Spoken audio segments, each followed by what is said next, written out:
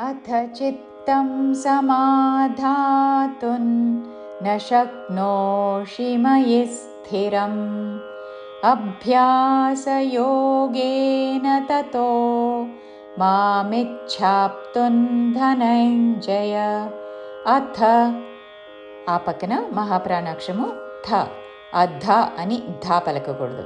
అథ చిత్తం చిత్తం సమాధాతున్ సమాధా మహాప్రాణాక్షము ధా, ధాతున్ అనకూడదు, ధాతున్ అనుస్వారము అన్ ఉచ్చారణ. సమాధాతున్ అథ చిత్తం సమాధాతున్ న శక్నోషి, న హ్రస్వము వెంటనే శక్నోషి పలకాలి. తాళవ్య ష, ష దాని మీద ఆఘాత, శక్నోషి చివరిలో మూర్ధన్య షి హ్రస్వము.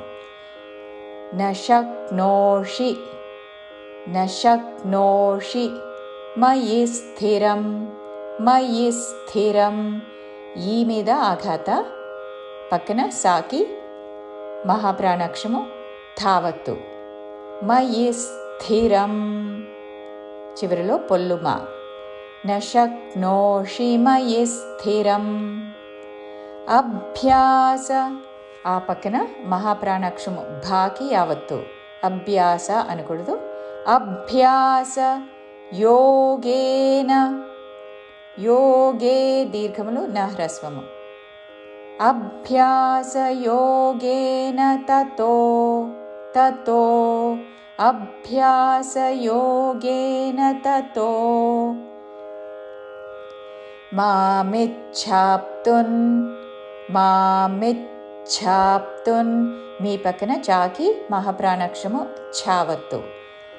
మామిచ్ఛాప్తున్ అనకుండా మామిచ్ఛాప్తున్ మామిచ్ఛాప్తున్ ధనంజయ మహాప్రాణాక్షము ధ, ధన పక్కన ఇణ్యాకి జావత్తు. ధనంజయ చివరిలో య హ్రస్వము.